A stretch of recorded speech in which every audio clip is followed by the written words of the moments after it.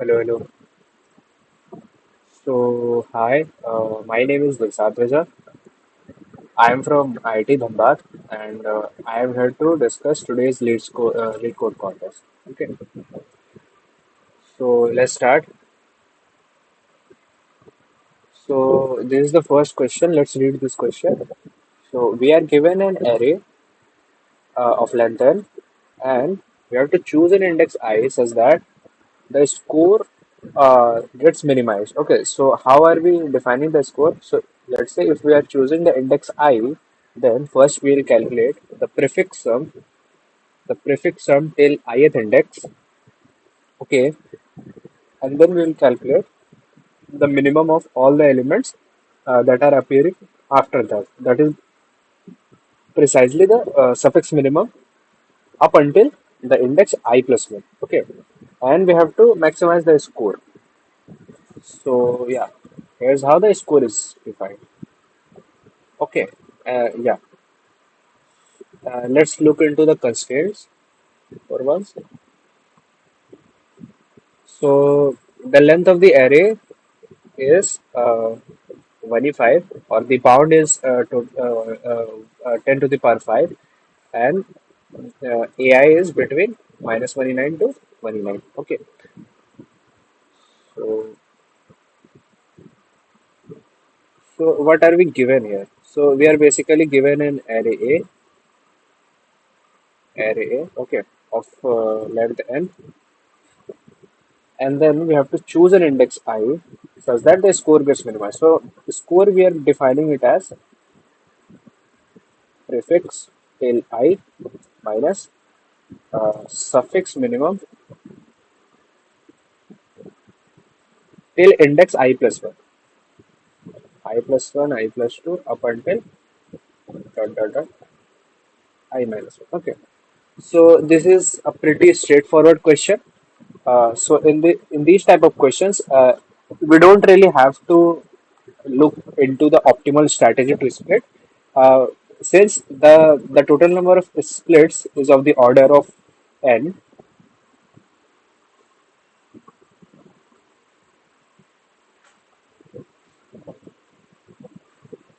so the total number of splits that are possible is from I is equals to 0 up until I is equals to n minus 2, right?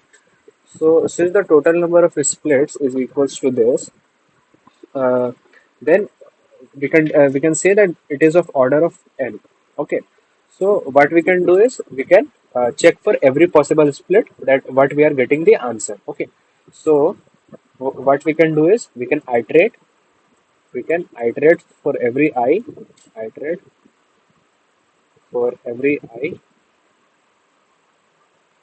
from 0 to n minus 2, and then check what score we are getting.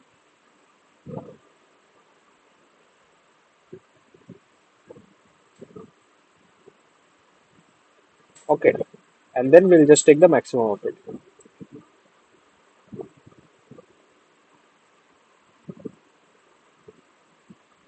So for this to work, we would need to pre-compute the prefix sums.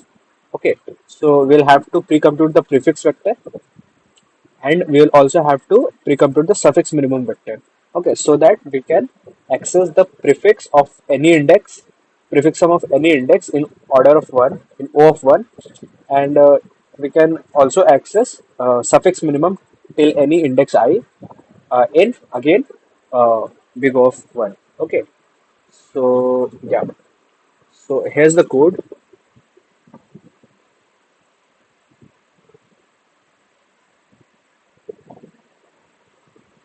So yeah, this is what I have done here. I have initialized my answer with a very negative number, a large negative number.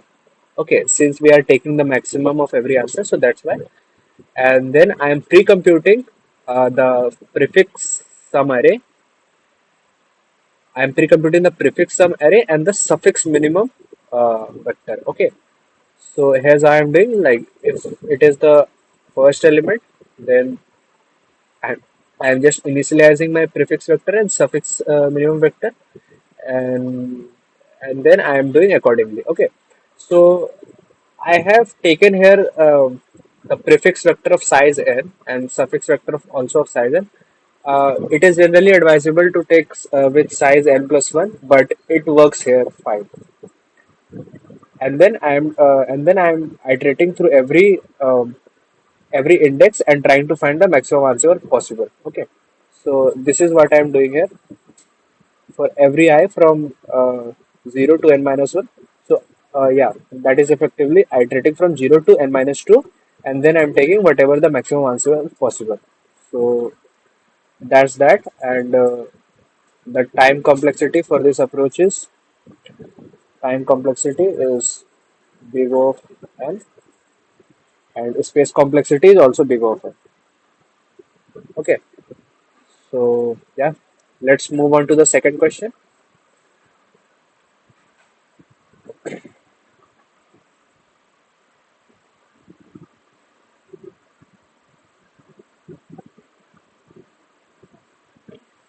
So let's read this question. So we are given five integers, cost one, cost two, and uh, a cost both need one and need two. Okay, and what we are required to do? So we are required to get at least need one elements of. So basically, there are three types of items available: an item of type one, which cost one; item of type two, which cost two; and item of type three, which cost equals to cost both. Okay, and type one, type one contributes 1 unit to the type one requirement. Type two contributes to 1 unit to the type two requirement. Type three can contribute to both.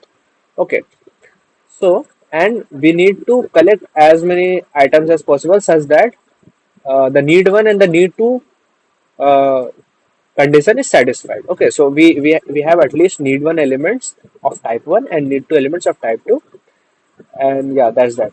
So and we need to require the minimum total cost to achieve these requirements. Okay, so let's look into the constraints for once. So we are not given any test cases. We are just given one test case, and in which these five variables are given, and you would notice that uh, the number of the requirements need one and need two is of the order of 10 to power 9, so we can't really just iterate through anything. Okay, yeah, and the costs are between 0 to 1 1 to 1. Okay, so let's see what we are given. So I'll denote cost one as just C1. Okay, so the cost one is C1 and the cost two is C2, and there's a combined, and there's an element of type 3. There's an item of type 3 which can contribute to both 1 and 2. I'll denote that cost as C3. Okay, so and then we have to fulfill two requirements, that is need one and need two, need one and need two, such that yeah, so we have to buy some number of items of type 1 or type 2 or type 3 such that these two requirements are fulfilled. Okay, so let's say if there was no third item, say, then what would we have done? We would have just simply answered that this is my answer, like whatever number of requirements for the item of type 1 is, we multiply it with its cost plus requirement of type 2 multiplied with its cost. Okay, or just just C2. Okay, so this could have been my final answer. But since we are given x3, which can contribute to both need one and need two, then uh, then the problem changes significantly. Okay, so let's say let's say that that I am choosing, or rather buying. uh, I am buying X number of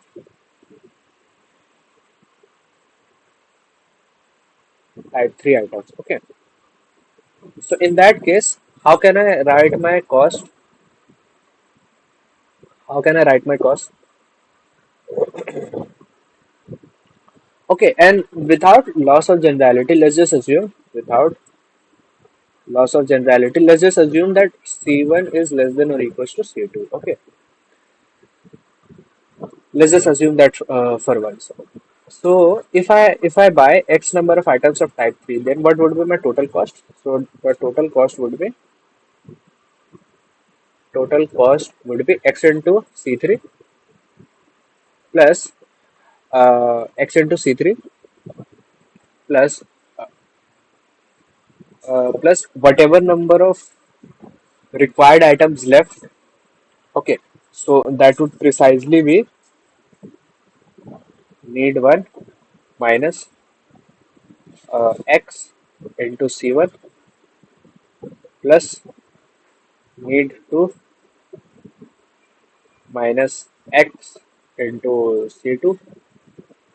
Okay, so but then again, if I buy more items of, if the value of X is greater than need 1, then this would automatically become 0. Okay, so this thing has to become 0. Okay, so to impose that restriction, we can rewrite this as X into C3 plus maximum of 0 comma need 1 minus X into C2 plus maximum of 0 comma need 2 minus X into C2. Sorry, C1 would come here. Okay, so since I have written my cost like this, you would notice one thing. This cost function. So this cost function. So if I'm representing this as a function of X, the cost is my function of X, where X is the number of need 3 items that I'm sorry, type 3 item that I am taking. Okay, so this cost function C of X, if you would try to plot it against X, this is X and this is C of X, then it would come out to be some linear function in some interval. Okay, so let's say for an interval this function looks like this, then for some interval it would look like this, or maybe something else, maybe it could be like this. Okay, or maybe it could be like this, or anything else. Okay, so what I'm trying to convey with this is that with this is that this this cost function is basically a piecewise linear function. Okay, so for some finite number of intervals, for every interval it would be linear. Okay, and it would change its slope at some fixed point. Okay, so and since we want to find out the maxima, or rather minima, since we want to find out the minima, we just have to check its value at its endpoints. Okay, for example, here, and here. So if it has, let's say, it will have two endpoints. Okay, it will have two endpoints, and if it has, let's say, one point where it changes its slope, one point where it changes its slope, where it changes its slope, then we just need to check the value of cost at these 3 points, and we are guaranteed to find the maximum or minimum, the extremum values at these 3 points we would get. Okay, so yeah, among these 3 points we would get the maximum or the minimum. Okay, so using this idea, we don't really need to do anything. We just need to check cost check cost at the critical points, at the critical points. So what are my critical points? So the first critical point is, so the first critical point is x is equals to 0. Like I take x is equals to 0. Second critical point is I take x is equals to minimum of need 1 comma need 2. And the third critical point is x is equals to maximum of need 1 comma need 2. Okay. So using this, we just have to check. We just have to check C of x, which was my cost if I use x number of type 3 elements. Okay. So if I check Cx at x is equals to these x1, x2, and x3. Okay. So if this is x1, this is x2, and this is x3, then we just need to check our cost at these three values. Okay.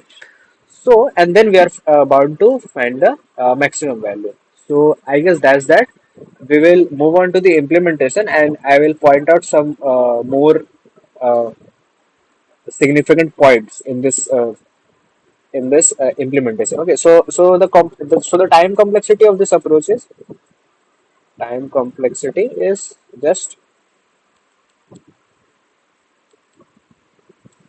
it is just order of one, because we are just doing some finite number of operations which doesn't depend on the values of need one or need two, and also the space complexity is also order of one. Okay, so we will look into the implementation. I have defined three critical points, right? I want to check the cost at three critical points. So you would notice this answer denotes. So you would notice that this answer denotes the cost at x1, that is x is equals to 0. Okay, we are not taking any amount of uh, type 3 element. Okay, so and one of these two costs denotes the cost at minimum of need 1 comma need 2, and the other denotes the cost at maximum of need 1 comma need 2. Okay, we don't really have to go into the value of what is the value of need 1 or the value of need 2. Like we don't really need to compare their magnitudes. If we just write these two equations, we are sure to find the minimum at one of these 2 points, or maybe the third point. Okay, so that's that. So and yeah, as I described, the time complexity of this approach is big O of one, and space complexity is also big O of one. So let's move on to the next question.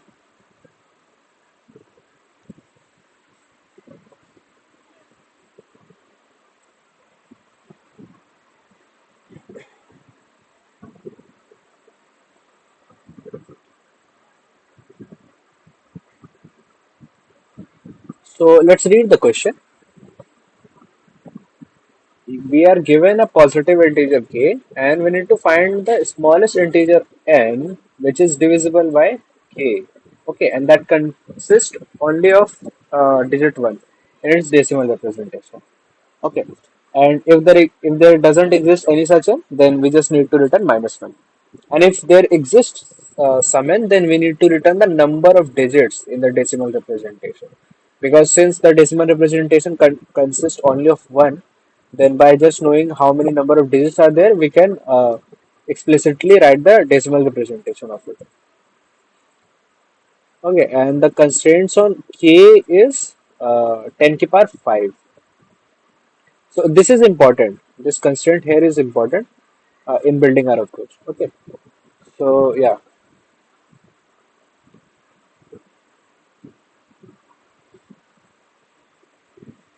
So what do we have here? So what do we have here? So we are given k, and we need to find the smallest n, smallest n, which is a multiple of, which is a multiple of k, and n contains only ones. Only ones. Okay. So what do we have here? So since every number going to contain one, like since every digit in its decimal representation is going to be one, we can always check how what is its modulo with respect to k. Okay, so in these type of questions, when we need to check that if a is a multiple of,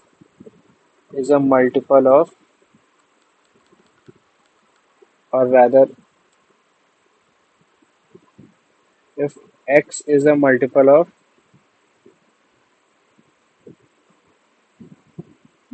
y, then what happens is we just need to check that x modulo y is equals to 0, right? And let's say we are given the decimal representation of x. Let's say we are given the decimal representation of x. We are given the decimal representation of x, which looks like this: x1, x2, x3, dot dot dot x xn. Okay, xn. Then then or let's say if we were asked that we need to find the a sub array from this decimal representation, such that xl plus 1 dot dot dot till x of r is divisible by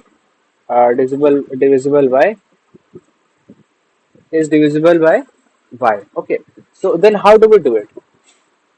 So it is a very common idea that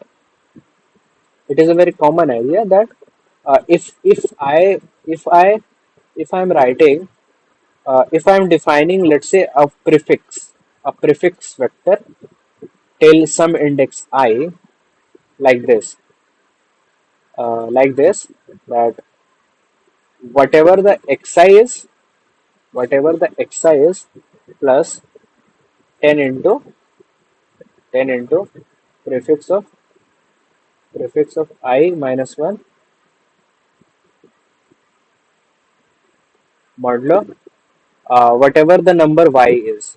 Okay, so if I'm doing something like this, so if I am pre-calculating a vector like this, then to check that a subarray is divisible by y, we just need to check that prefix of prefix of r prefix of r minus prefix of l minus 1 in modulo y is equals to 0. Okay, we just need to check that, or rather just prefix of r is equals to prefix of l minus 1. So what does this indicates? This indicates that whatever the decimal representation till the index l minus 1, whatever that was, whatever its modulo is with respect to y, we are getting the same modulo with respect to r. So that just basically indicates that uh, like adding these numbers into its decimal representation doesn't really shift in its modulo. Okay, so that is a way to check if a subarray of a decimal representation or any representation in any ways is actually divisible by some other element or not. We just take the modulo, like whatever number we are getting, if we take the modulo of it. Okay, yeah. So using this idea, using this idea, using this idea, Using this idea, we can try to build our approach. So our approach can be something like this. Okay, since we are starting with number is equals to n. So since we are starting with n is equals to 1, and then what we are going to do? We are going to multiply it with the previous number plus we are adding 1. So in this way, every n would just be some number of ones. Okay. So in this way, every n would be some number of ones. Okay. So and then we are going to check for this whatever modulo we are getting with respect to y. Okay. So so can we say something like this? If there are two numbers, x and y, x and y, and x is congruent to y mod k, then can we say, and then if I do something like this, like if I calculate the next number for this x, and if I calculate the next number for this y, can we say for sure that x1 is congruent to y1? Yes, we can, because since x is congruent to y mod k, then x1 is congruent to y mod k. Okay, so so how does this help in our approach? It helps in a way that if I if I'm starting from if I start with start with n is equals to 1, okay, and clearly modulo clear n modulo k is congruent to 1, or n modulo k is just 1. Okay, so because k is greater than or equals to 2. Okay, so this is a unique state. This is a unique state. So if I'm starting with this state, if I'm starting with this state that my modulo is equals to 1, then if I ever, so and then I will do the transformation this, that 10 into n plus 1. If I keep doing this transformation, and if I eventually reach to a transition, and if I eventually reach to a state that denotes that modulo is equals to k, that is n modulo k is equals to 0, then we can say for sure that we have reached our and we have reached to a number which is divisible by k. Okay, which is divisible by k. So we just so also, and using this observation, using this observation that if x and y is congruent with respect to mod k, then if I am doing this and if I am doing the same linear transformation, then they would remain same with respect to the mod k. Okay, so so if I'm starting with the state n is equals to 1, then I'll always reach a unique state. Why? Why? Because if I don't reach a unique state, if I start with x and if I reach y, which is same with respect to k, then that just indicates that there is a cycle that uh, we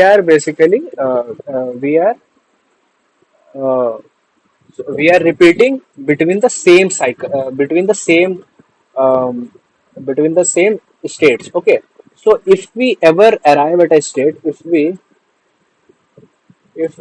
ever arrive we ever arrive at some already visited state,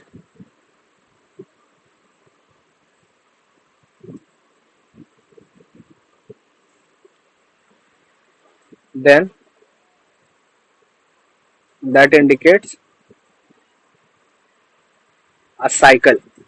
Okay, so if we ever get stuck in a cycle, then we can never get out of it, right?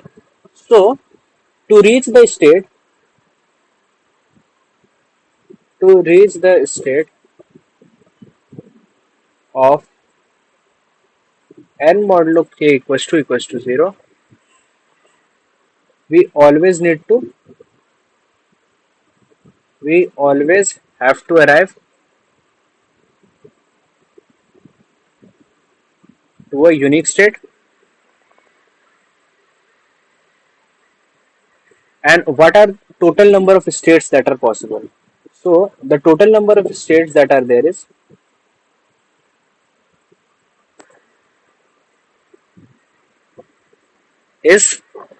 just k, from 0 to k minus 1. So these are just k number of states. So we always need to arrive at a unique state. Okay, such then only we are guaranteed that we are reaching like the unique states. Then we are guaranteed that we are not stuck in any cycle. Okay, yeah.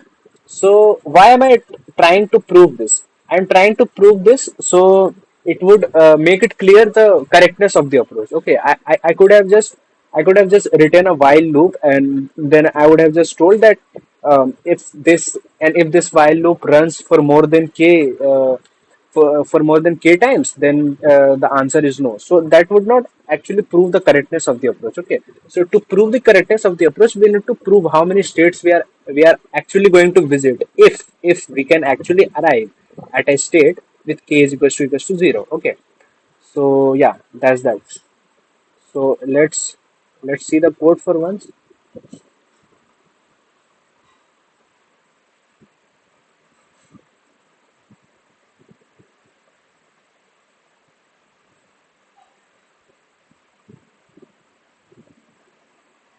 So how I'm doing this, I'm making a visited vector which is the same as uh, the that vector denotes all the states. Okay, so that, yeah, that vector denotes all the states.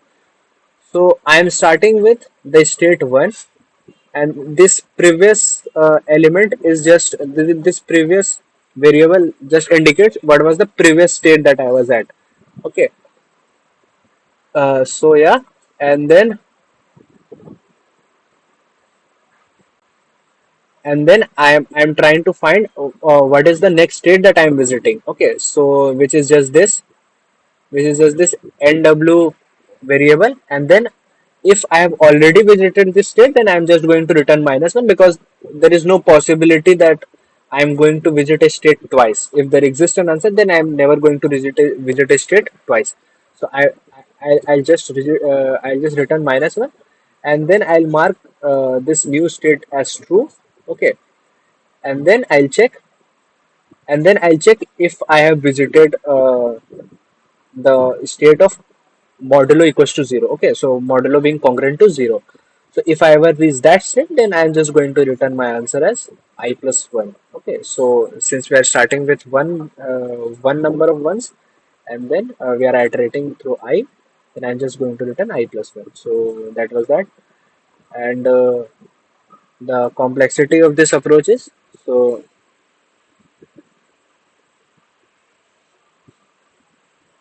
time complexity is order of k, and space is also order of k.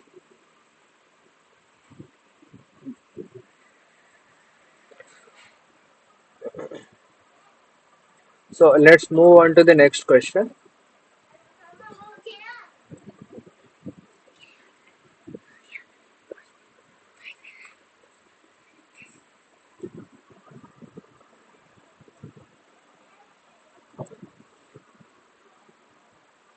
So let's move on to the next question. In this question, we are given two integers, low and high, and we are defining an integer as balanced if it satisfies some conditions. So what are the conditions? That it contains at least two digits, and the sum of the digits at even positions is equals to the sum of the digits at odd positions. Okay.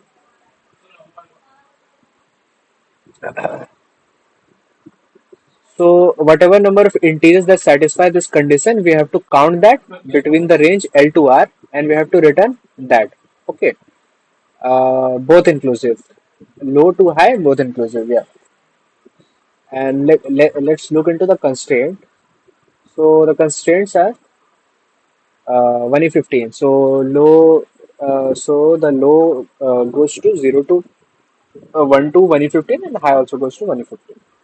Okay. So we can't just iterate through every integer and check if it is balanced or not, and then we count it as then we count and then we do the count plus plus thing. Okay, we can't do that. Okay.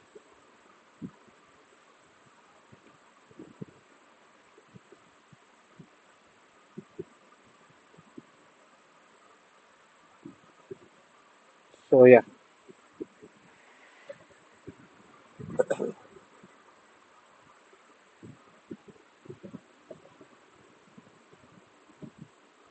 So a number is balanced. A number is balanced if in its decimal representation,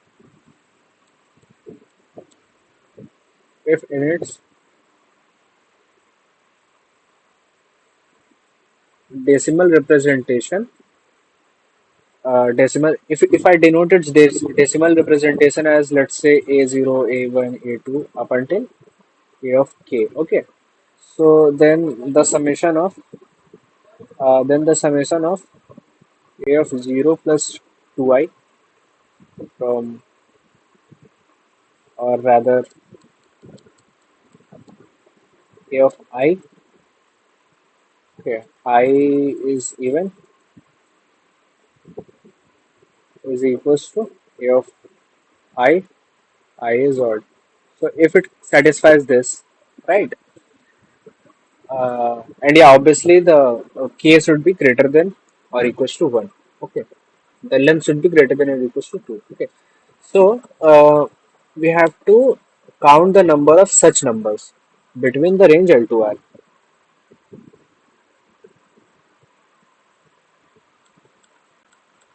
So yeah, so we have to count all n between L to R, right? So how can we do this? Obviously, if n was obviously if R was less than or equals to 1 is 5 or 1 is 6, then we could have just do the brute force, right? But uh, obviously we can't do this here. So what can we do here? We can try to build some dynamic programming approach. Okay. So if what are my uh, what are the states that I require? Okay. So in any dynamic programming question, if you are feeling that it is a dynamic programming question, then first of all you should think of what are the possible states. And states you should define it in such a way that is sufficient. That is sufficient with respect to the problem. What is being asked in the problem, whatever the important information that I need to calculate my final answer, that information has to be there in the states. Okay, so the states must contain at least all these information. Okay, whatever is required with respect to the question that I'm solving. Okay, so if I define a state like this, so I will tell you how I build up my approach. Okay, so initially I defined a approach like this, like I comma if prefix comma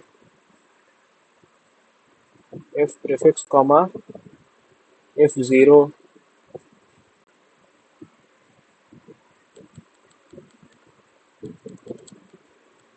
So if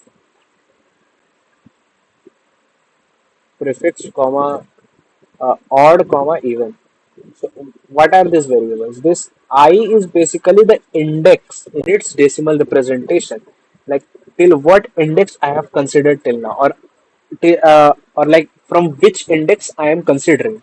Okay, so if I is whatever, then I am going to consider from I till whatever number of elements that are left in its suffix. Okay, and is prefix is just a boolean, is just a bool. Okay, so if it is one, then it indicates that whatever number that I have made till now is a prefix of its decimal representation. Okay, and 0 indicates that it is not a prefix. Okay, so in most of the digit DP questions, we need this state because we cannot just do the transition to every other possible state. We will have to check if the number that we are making till now, if it is actually less than or equals to R or not.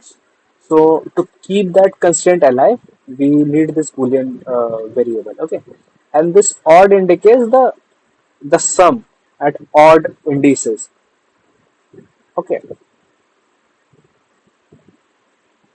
the sum at odd indices, and this indicates that the sum at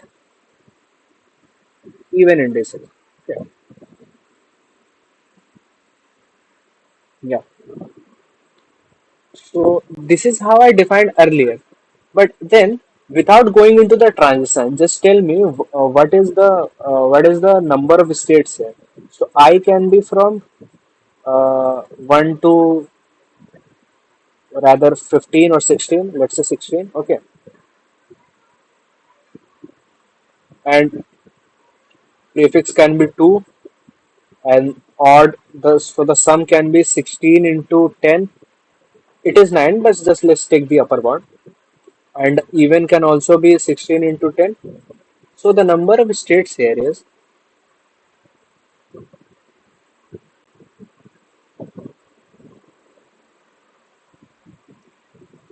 so the number of states here is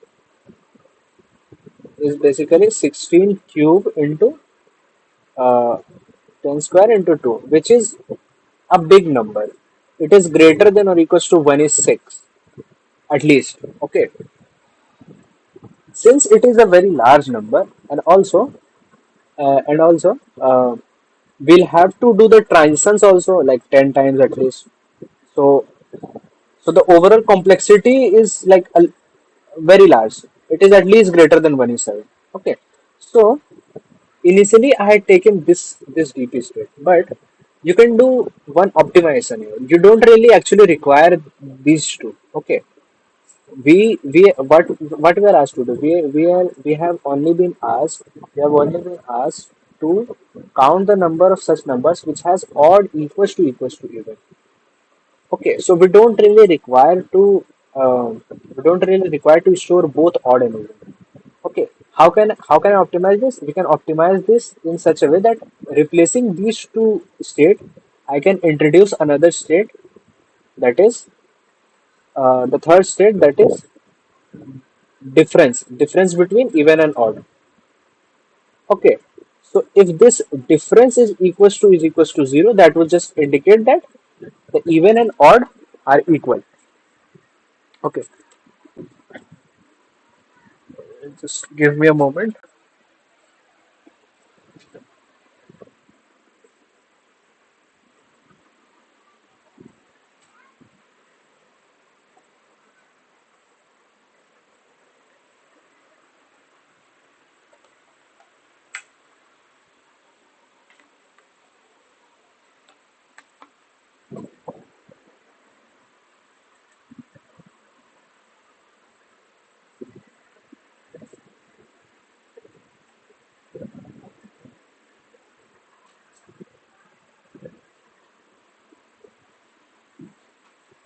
Sorry for the slight delay. My laptop was running out of battery, so I had to plug it.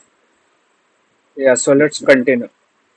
So I was saying that we don't really require these two states, that odd and even. We don't really require two distinct states, right? So if I just introduce this third state, that is the difference,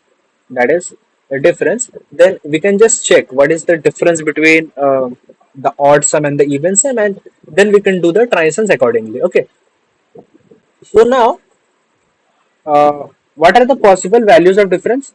So the difference can go from like negative of some value x to positive of some value x, and x can be between like 0 to,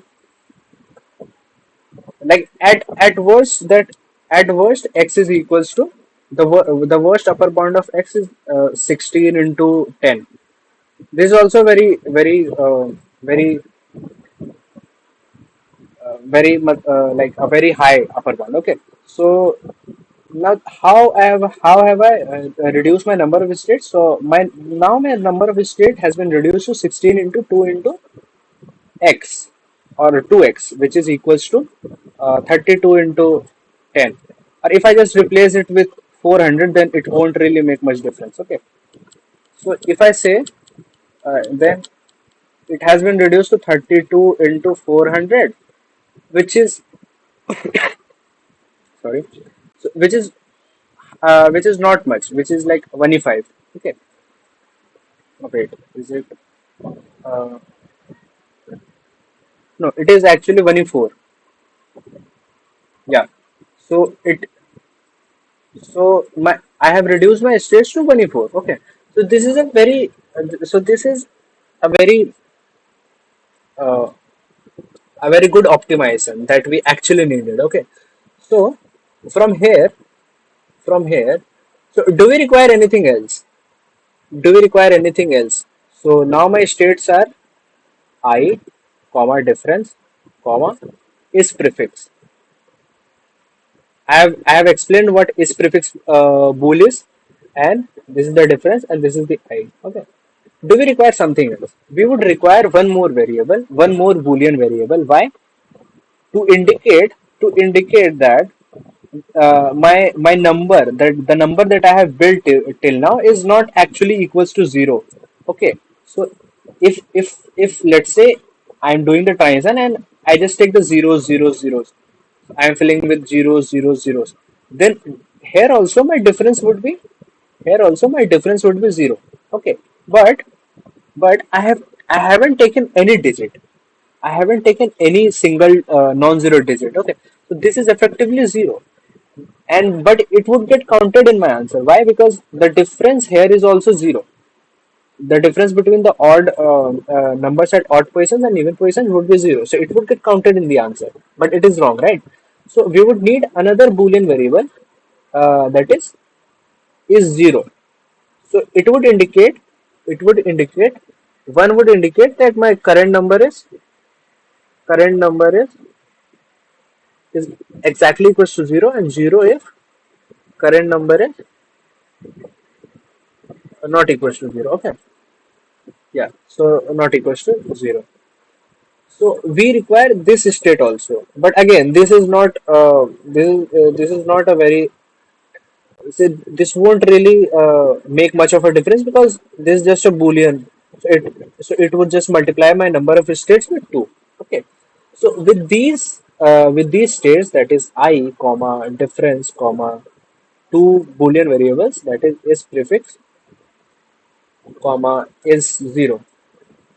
So with these four states, we don't really require anything else. This is sufficient to store every information that is needed to calculate my final answer. Okay. So yeah. So given these states, now we need to find the transition accordingly. Okay. So I try to I would try to make the transitions simpler by dividing this into two parts. When is prefix is when my current number is actually prefix of the decimal representation of the r, okay, or l, whatever. Okay, so if it is a prefix of the decimal representation of whatever number I am trying to build, then this would be true, right? So I will write my transitions independently of this from the transition of the other one, right?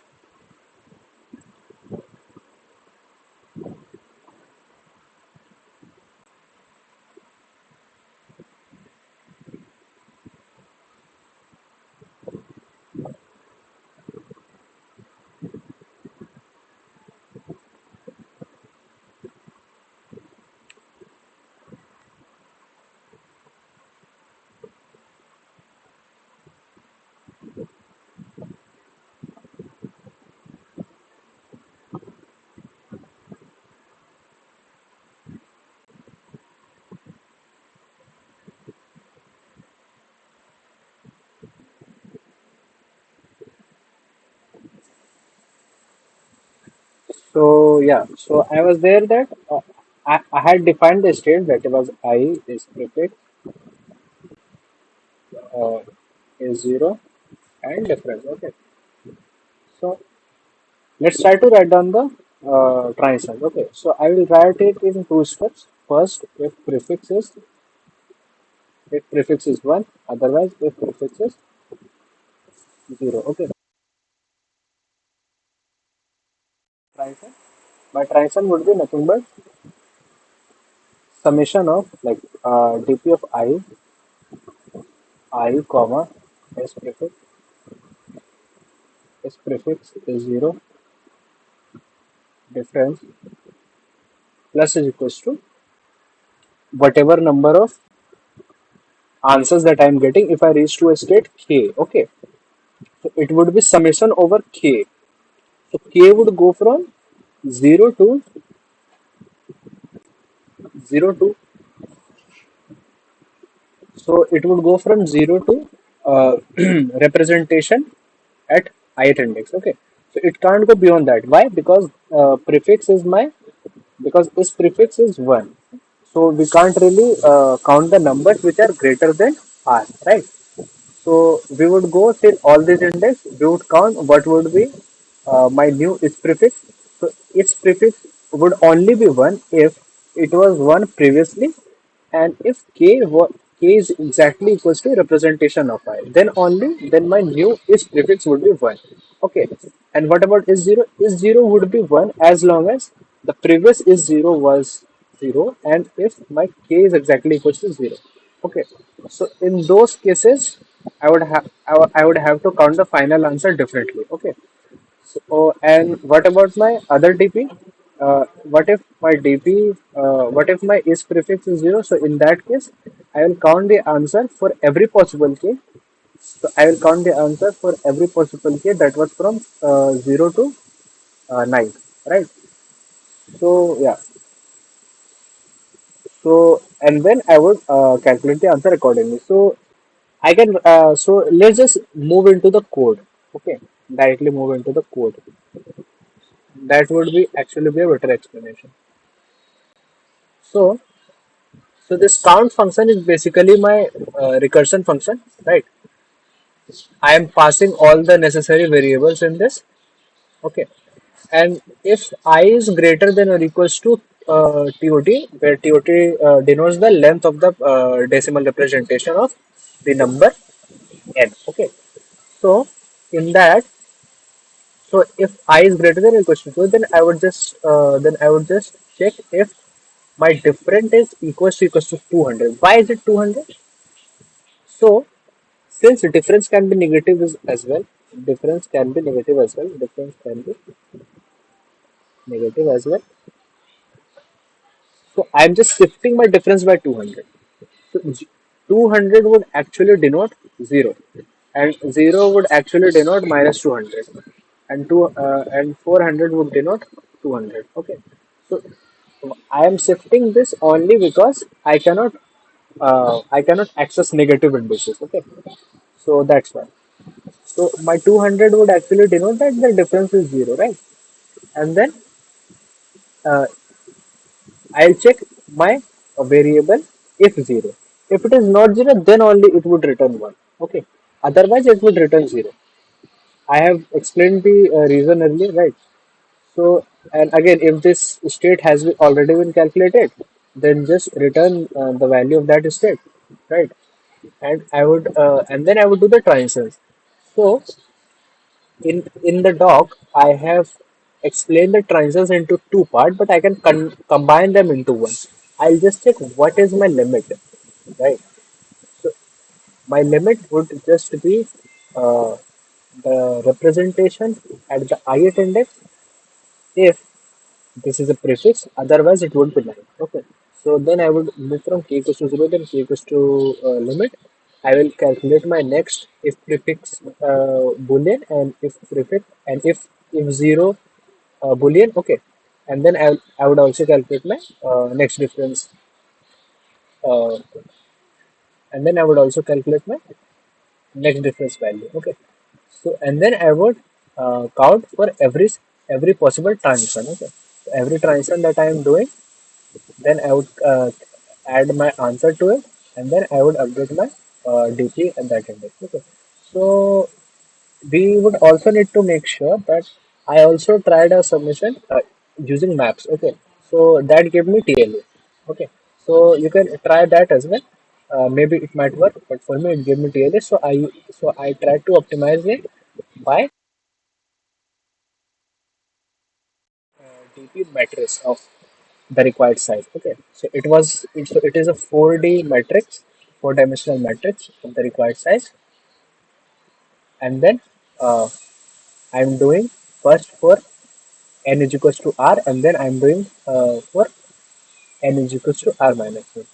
Like if I'm required to calculate for if I'm required to calculate between r and l, then I can just do calculate for less than equals to r, and I can calculate for less than equals to l minus 1, and they can subtract just. Then I can just subtract, and that will just be my final answer. So the space complexity is the space complexity is 16 into 16 into 2 into the maximum sum, which I assume it to be just 10, right? So 10 into my two Boolean variables. Okay. So this is we can write it in terms of log of n. So this is basically log of a. This is log of a. This is just 10. Okay, and these are just constants. This two, and these two are constant.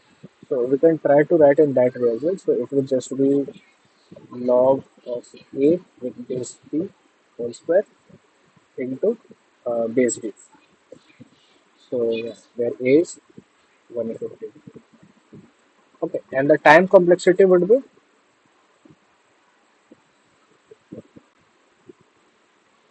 and the time complexity would be, we would need to multiply,